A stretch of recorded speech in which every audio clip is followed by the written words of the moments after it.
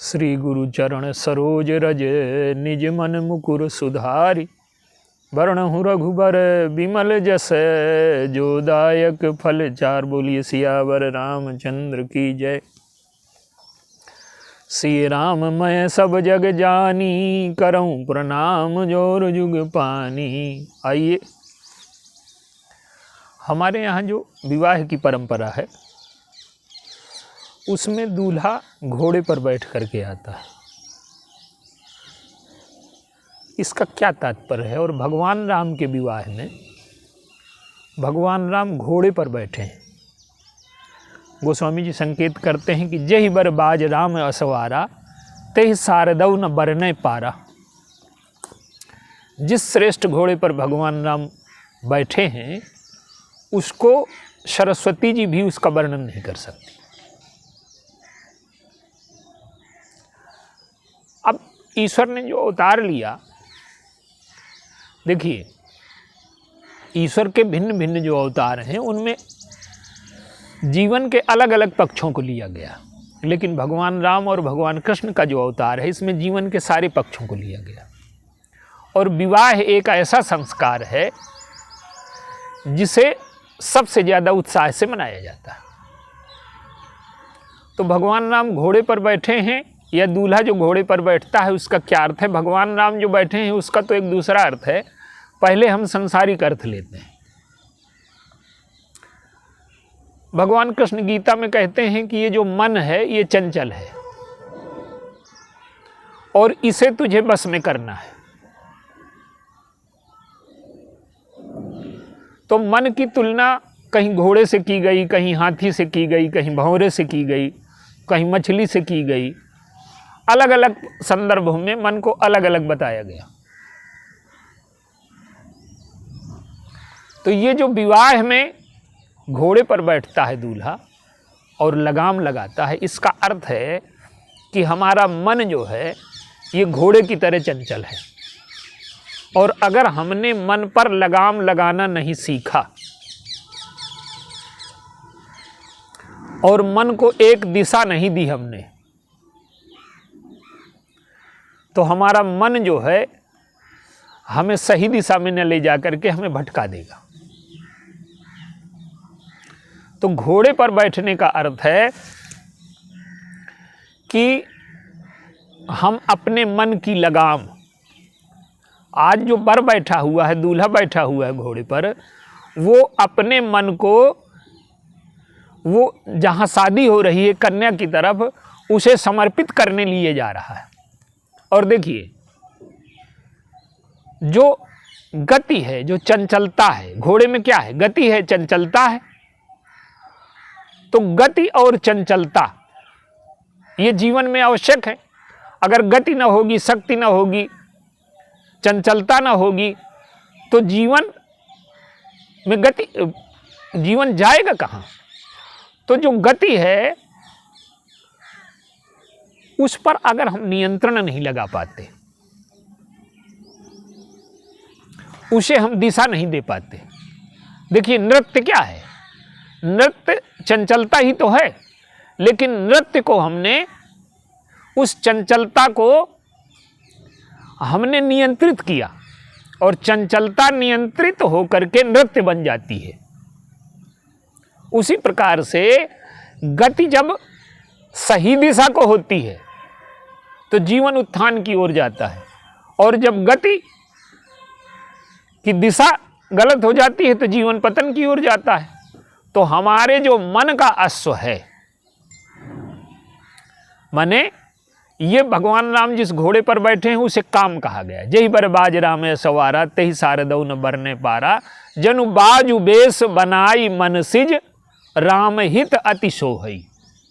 तो माने घोड़ा जो है काम का प्रतीक है, और वो जो दूल्हा बैठा हुआ है वो काम का सदुपयोग, देखिए काम का दुरुपयोग भी होता है, काम का सदुपयोग भी होता है। और काम अगर मर्यादा में रहे, सीमा में रहे, नियंत्रण में रहे, बिना काम के सृष्टि संभव नहीं है। तो काम में रस है, आनंद है, सृष्टि का सृजन है, लेकिन इसे एक दिशा प्राप्त होनी चाहिए, एक इसे गति प्राप्त होनी चाहिए। और जो वर है वो घोड़े को नचाता है। इसका क्या अर्थ है? आजकल तो परंपरा बन गई है, केवल दूल्हे को अब दूल्हा बैठना तो जानता नहीं, ना घोड़े को नचाना जानता है, वो तो केवल परंपरा है। लेकिन उसका वास्तविक अर्थ देखिए, परंपरा जब रूढ़ी बन जाती है, उसके पीछे जो भाव है, उसके पीछे जो विचार है, जब वो खो जाते हैं तो परंपरा का कोई अर्थ नहीं रह जाता।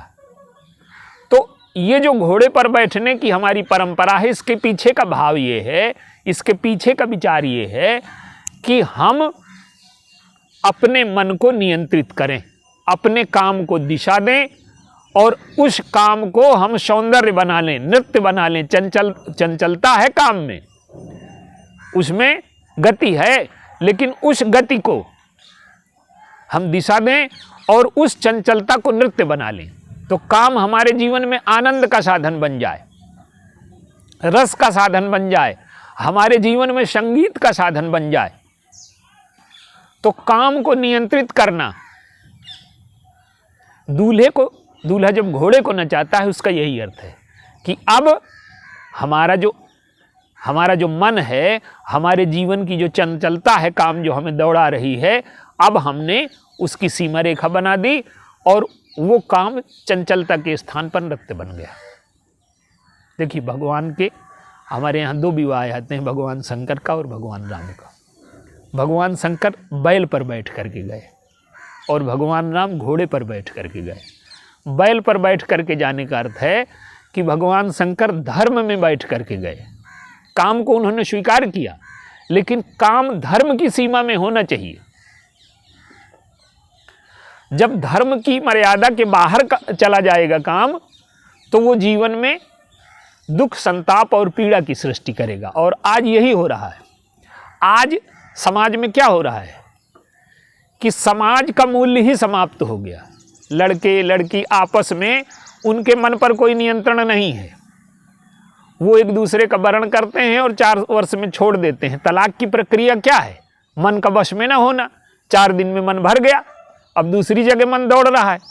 और हमारे यहाँ क्या था कि जो घोड़े पर बैठने का अर्थ है कि हम मन नियंत्रण में रखेंगे और ये मन आपको हम अर्पित करने जा रहे हैं और इस पर हम इस चंचलता पर नियंत्रण स्थापित कर लेंगे।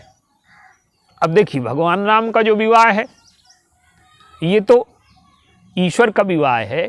इसमें तो मनुष्य उस सीमा तक नहीं जा सकता, लेकिन हमें उन सूत्रों को, जो हमारी संस्कृति के मूल बिंदु हैं, जो हमारे धर्म के, जो हमारे अध्यात्म के, हमारे जो भक्ति के मूल बिंदु हैं, वो क्या हैं? भगवान कृष्ण जब गीता में कहते हैं कि तुम अपने मन को वश में करो, तो मन को वश में करने का तरीका क्या है?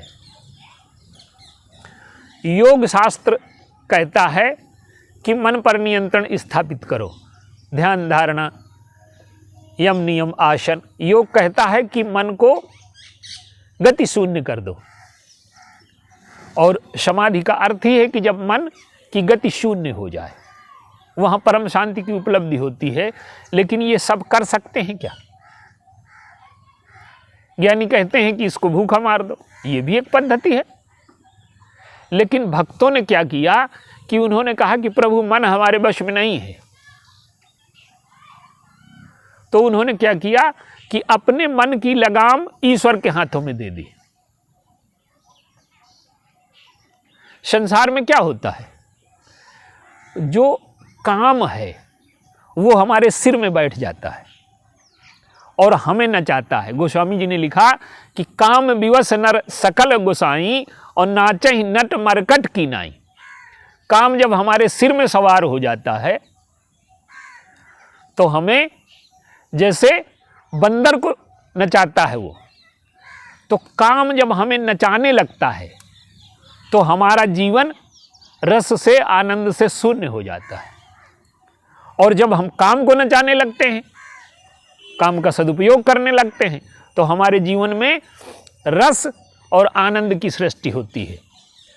तो या तो हम सक्षम हों योग के माध्यम से, ज्ञान के माध्यम से, वैराग्य, जो भी एक तरीका है, तो हम अपने मन को वश में कर लें। पर भक्तों ने कहा कि नहीं महाराज, ये हमारे वश का नहीं है।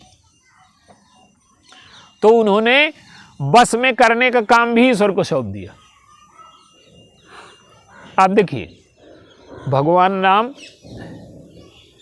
जब जनकपुर को गए तब घोड़े में बैठे, और जब किष्किंधा की ओर जा रहे हैं तो हनुमान जी के ऊपर बैठ गए। अब जनकपुर में जो घोड़ा है वो काम का घोड़ा है, और किष्किंधा में जो घोड़ा है, किष्किंधा में जो हनुमान जी हैं वो बंदर हैं, लेकिन वो शंकर जी हैं। तो भगवान राम काम पर भी बैठते हैं और कामारी पर भी बैठते हैं। शंकर जी काम के शत्रु हैं, जिन्होंने काम को जला दिया। तो काम जब शंकर जी पर आक्रमण करने जाता है, काम तो सिर में बैठ जाता है, ऊपर बैठ जाता है।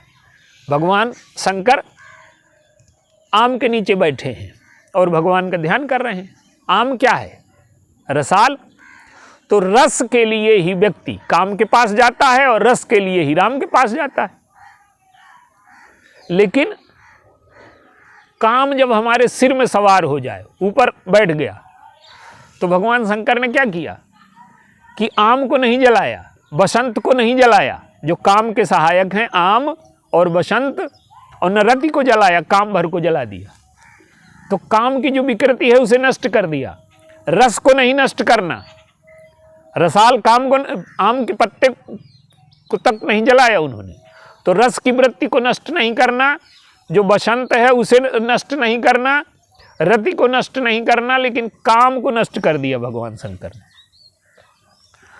तो काम का जो सदुपयोग है, माने भगवान शंकर की तरह से तो सब नहीं हो सकते कि काम को जला दें, लेकिन भगवान राम क्या करते हैं कि आज घोड़े पर बैठे हैं। हनुमान जी पर जब बैठे वो, तो किसी ने कहा कि प्रभु आपका बड़ा कैसा न्याय है, आप काम की पीठ पर भी बैठ जाते हैं और कामारी की भी। तो उन्होंने कहा कि मेरा लक्ष्य सीता जी को पाना है। मैं जब काम पर बैठा तो भी जनकपुर की ओर, सीता जी की ओर ही पाना मेरा लक्ष्य था, और जब हनुमान जी माने बंदर या कामारी की पीठ पर बैठा तो भी सीता जी को पाना ही लक्ष्य है। तो हमारा जो विवाह है, विवाह काम की पूर्ति का साधन है, लेकिन केवल काम की पूर्ति का साधन नहीं है। विवाह से हम काम की पूर्ति करें और काम से ऊपर उठ कर के भक्ति की ओर जाएं, मुक्ति की ओर जाएं, ईश्वर की ओर जाएं। हमने पश्चिम जैसा नहीं हमारे यहाँ विवाह का अर्थ है कि वर और कन्या ने आपस में चुन लिया, उसमें समाज भी जुड़ती है। विवाह हमारे यहाँ भोग का साधन तो है, लेकिन सेवा का साधन है, भगवान की भक्ति का साधन है और मोक्ष का साधन है। इसलिए हम काम पत्नी नहीं कहते, धर्म पत्नी कहते हैं। ये काम की भी पूर्ति भोग में भी सहायक है और ये धर्म में भी सहायक है, ये मोक्ष की ओर ले जाएगी। तो हमारे जीवन में जब मन का घोड़ा हमारे, काम का घोड़ा हमारे सही दिशा को चल देता है, सही दिशा और उसकी चंचलता पर नियंत्रण स्थापित कर लेता है, तो काम हमारे जीवन में रस की, आनंद की, तृप्ति की सृष्टि करता है। और भगवान राम ने क्या किया कि काम पर लगाम लगाई और भक्तों को संदेश दिया कि मेरा अपना, तुम्हारा मन अगर वश में नहीं हो रहा तो मुझे सौंप दो। भक्त क्या करते हैं कि अपने मन को सौंप दिया उन्होंने, और आज देखिए सब जगह इंद्र की निंदा होती रही, लेकिन आज इंद्र बाजी मार ले गया। इंद्र कौन है? जिसका मन काबू में नहीं है। अहिल्या का प्रसंग आप जानते हैं, छल करके स्वर्ग का राजा मृत्युलोक में उतर आया, छल करके। तो भोग की ये जो वृत्ति है, इंद्रत्व का अर्थ क्या है कि तृप्त न होना काम से। ये इंद्रत्व अधिकांश व्यक्तियों में होता है। काम से तृप्त न होना ये केवल इंद्र का स्वभाव नहीं है, ये सबका स्वभाव है। लेकिन भगवान ने आज क्या किया कि इंद्र को श्राप तो मिला था, लेकिन वही श्राप आज उसके जीवन में वरदान बन गया। और शंकर जी क्या करते हैं? शंकर जी जब विवाह देखने आए तो शंकर जी के 15 नेत्र हैं, 5 मुख हैं, 15 नेत्र हैं, और तीसरा नेत्र जब खोल देते हैं तो सारा संसार जल जाता है। और आज घोड़ा काम है, भगवान शंकर ने काम को जलाया था। आज घोड़ा कह रहा है कि आज तुम जला करके, भगवान शंकर से कहता है कि आज आप जलाओ हमको। तो भगवान शंकर कहते हैं कि आज नहीं, आज तुम्हारे ऊपर राम सवार हैं। जब राम से अलग होते हो तब तुम जलाने लायक हो जाते हो।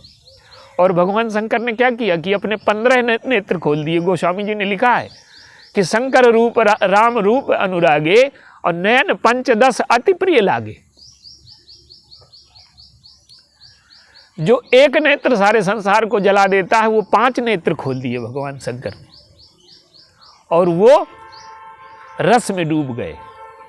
तो कहने का अर्थ ये है कि जब हमारी रस की वृत्ति काम की पूर्ति के साथ ईश्वर से जुड़ जाए, भगवान से जुड़ जाए, तो वो काम हमारे जीवन में मुक्ति का, धर्म का साधन बन जाता है।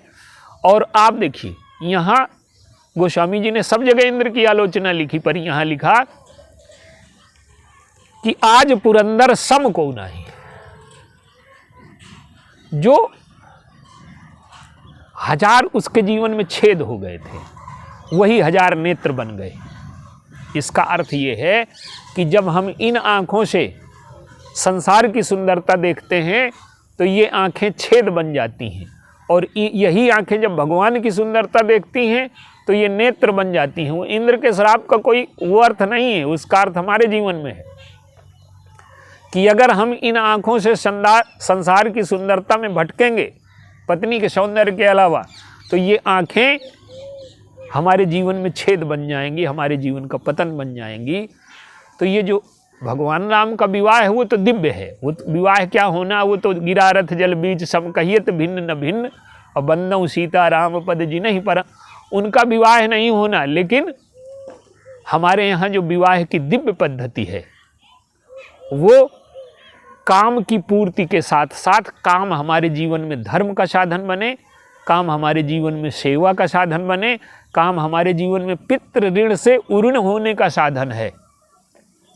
तो काम हमारे जीवन में ऋण से उऋण होने का साधन बने, काम हमारे जीवन में धर्म का साधन बने, और काम हमारे जीवन में मोक्ष का साधन बने। तो हमारे जीवन में जब हम अपने मन पर नियंत्रण लगाना सीख जाते हैं, यही घोड़े को नचाना है। दूल्हा जो घोड़े पर बैठता है उसका यही अर्थ है। बोलिए सियावर राम।